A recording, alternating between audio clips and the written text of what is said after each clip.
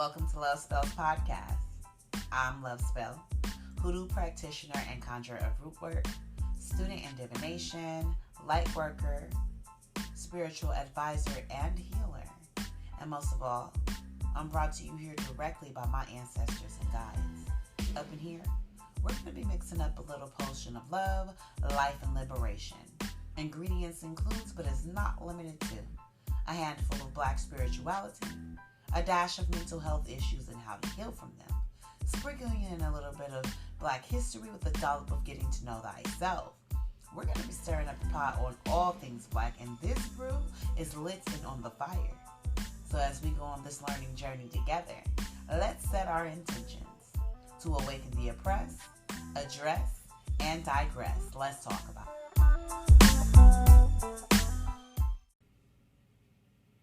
Do you know what the word nepotism means? Yeah, I didn't know what that word meant either. But I later come to find out that nepotism is the staple of all minority communities, but it is the most frowned upon behavior in the Black community. To our detriment, of course. So, today, I'm going to share with you what I learned. What nepotism really is, why we should definitely practice it, and why we should not only practice it with our own family, but we should practice it with our community and culture. Today's episode is called Each One Teach One. Let's talk about it. Nepotism is the bedrock of social existence. Adam Bellow. Okay. So the textbook definition of nepotism is the favoritism of one's relatives regardless of merit. It originates from a time when Catholic popes were appointed would regularly place their nephews, and I'm saying that in quotations because they were usually their illegitimate sons, but they called them their nephews because popes usually take a vow of chastity, and therefore any children they made while being a pope are never going to be called their children. They will always be called their nephews. But anywho, going forward, so they place their nephews in places of power solely due to their kinship. This way, their favored nephews can continue on their lineage thereafter their seat. Today, nepotism is used everywhere.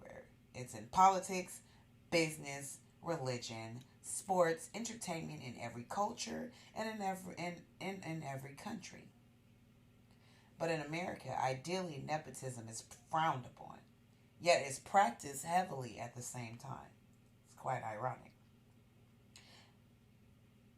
I'm going to go a step further and say that not only is it practiced between relatives, but it is also practiced between ethnicities as well. America is a melting pot of many cultures and backgrounds, but what is common between them all is nepotism as a means to build up their community. America relies heavily on the idea of merit, pulling yourself up by your bootstraps, forging your own destiny. So saying, yeah, my dad got me this job isn't really appealing and discredits you being able to do it yourself. It is also illegal to hire people based solely on their ethnicity. So although it is done, it is often almost always denied. The fact that we have grouped all non-white people into the subgroup of minority makes it easy to hire one minority and call yourself a diverse staff. For example, in California, where I'm from, nail shops are predominantly Vietnamese owned. And inside of these nail shops, you will not see any other faces but Vietnamese. Yet, we have laws barring an all-white staff. Since Vietnamese is a minority, under the eyes of the law, the staff is a minority, therefore protected. Although nepotism in all forms runs rampant in these type of establishments. Before I move further, let's talk about how nail shops became Vietnamese in the first place, solely by using nepotism. So, there's an actress named Tippi She's an American actress of the 1950s. And during the Vietnam War, there was a lot of Vietnamese women coming over to America as refugees. Miss Hendren had a charity type establishment that she ran and she was a part of.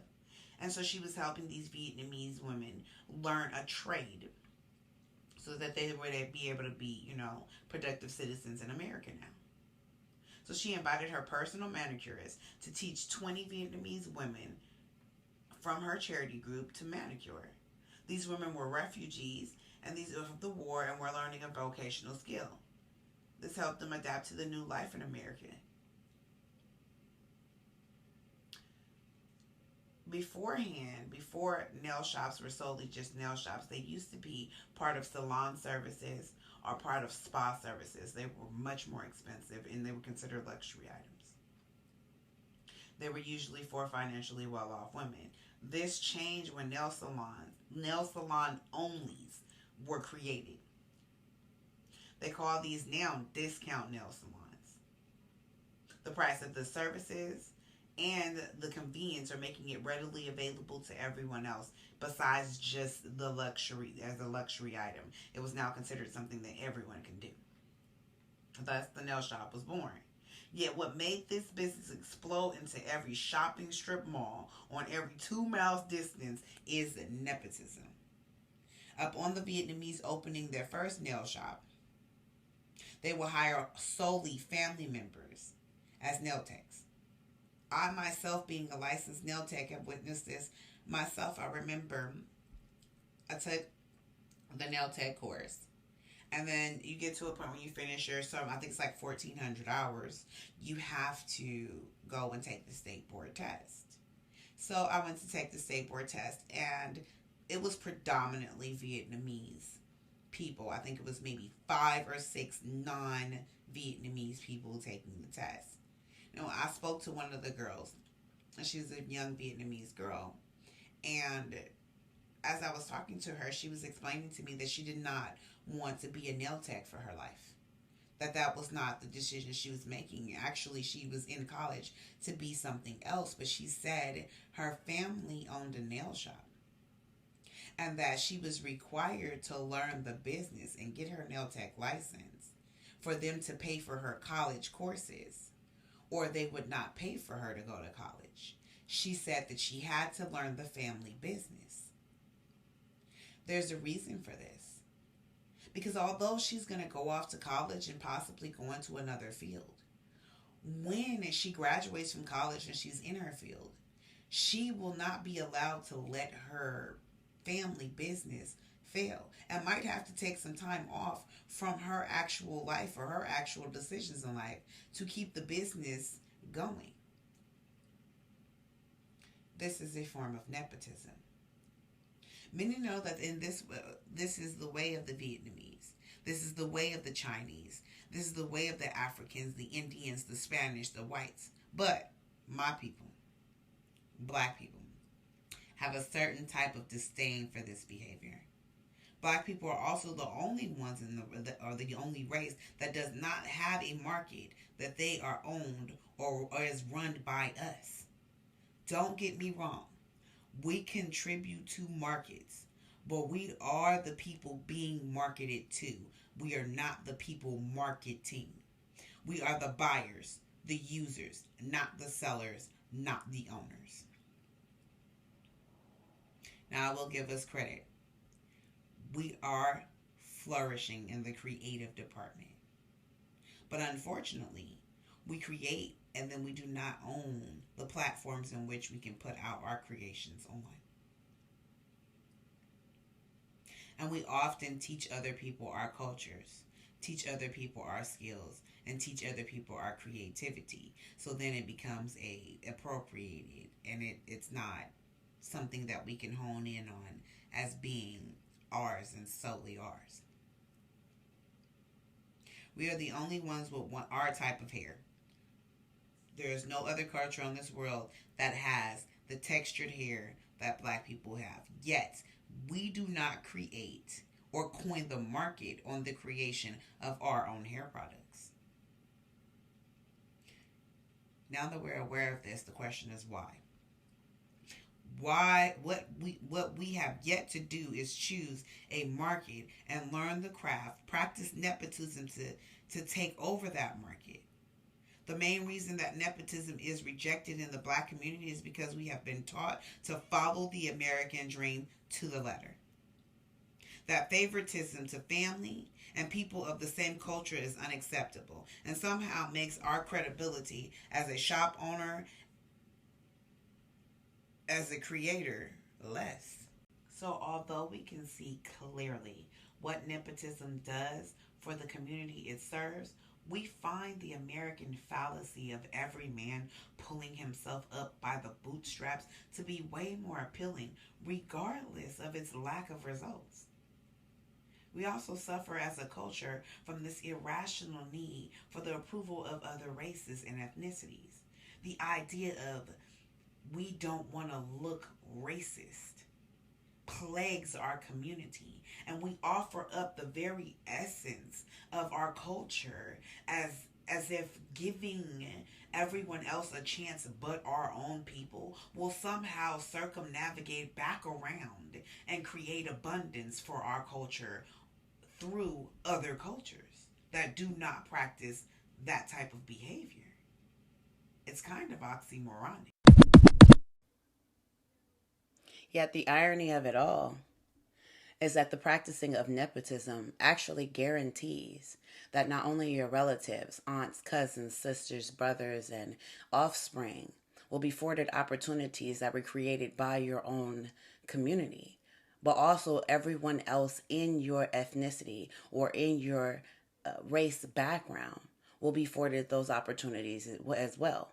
Instead of asking another culture who has already created their table to be able to have a seat at it, you're in essence building a table for yourself. In other cultures, it's quite understood that when you do things as a group, the whole group flourishes together. When you come here individually, yes, the individual person matters. Yes, your success matters. But it is known that when a whole community flourishes, then not only will your success will be even that much higher. Most cultures are centered around their cultural practices. They're centered around the foods that they eat, the music that they listen to, the things that they do, but they are definitely centered around keeping their dollar in their community, shopping, eating, living part of their community, respecting their community and not shunning their cultural practices, not allowing you to disrespect their cultural practices either, and keeping a close, tight-knit community where whatever they put their forces into does not get rocked or shooken by something else. No one can step in as an outsider into a tight-knit cultural community and break up, or recreate basically their cultural practices, appropriate their cultural practices. Unfortunately, in the black community, we give this information away so willingly that we don't have that tight-knit, closed-in type of ideology. And so there's a couple of things that I need to debunk, because a lot of what I hear is that black folks don't have culture, which is 100% not true. And that we don't know, or the idea that, oh, we don't know where we come from, so that's why we don't know our culture, that's why we're not close-knit.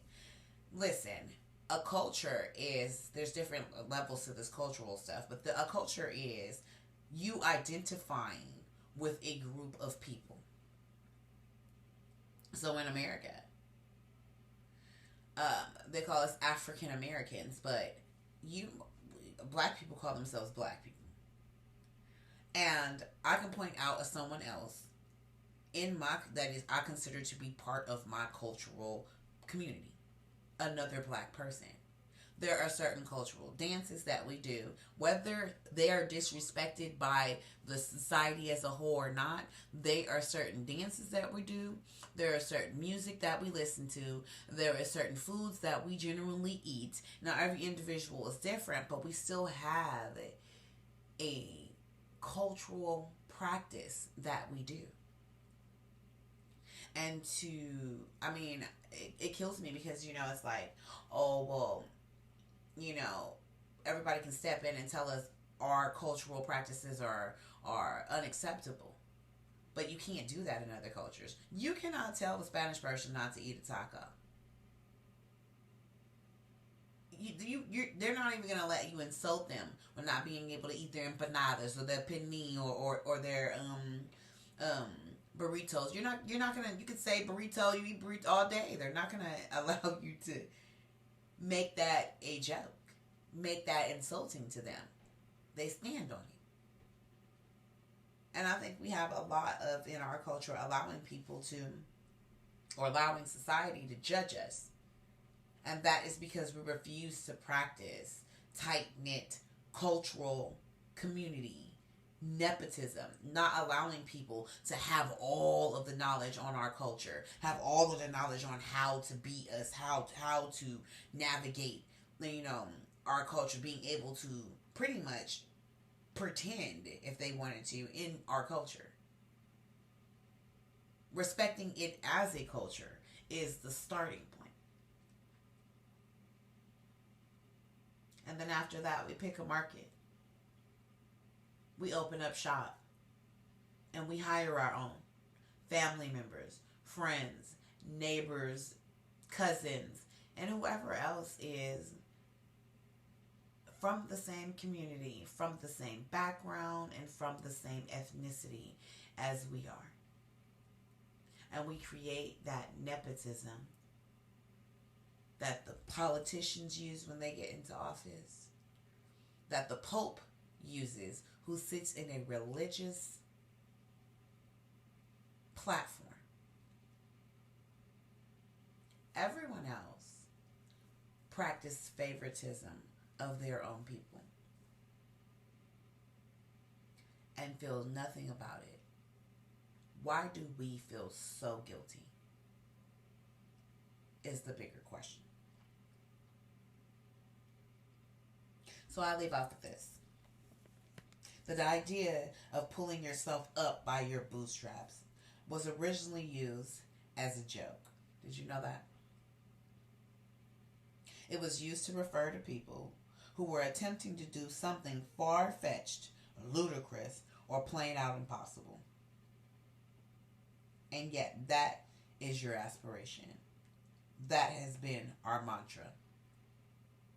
You cannot pull yourself up by your bootstraps, because when you reach down for your bootstraps, you're already in the down position.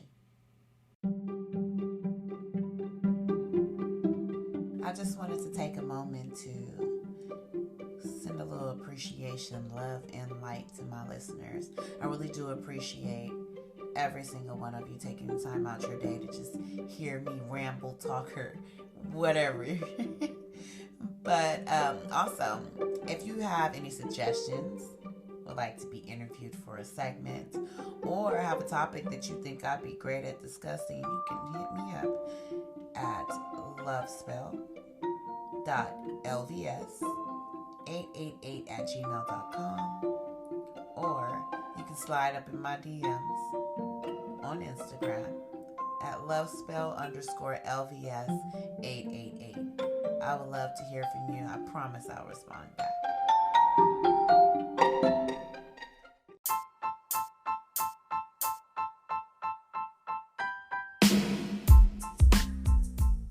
You've been listening to Lovespell's podcast. I'm Lovespell, sending you gratitude and appreciation for your listening ear. I feel blessed to have had you as my guest as we stirred up the pot on all this mess. We've awakened the oppressed, addressed. Now it's time to digress. I'll be talking off your ear on the next episode. Bye for now.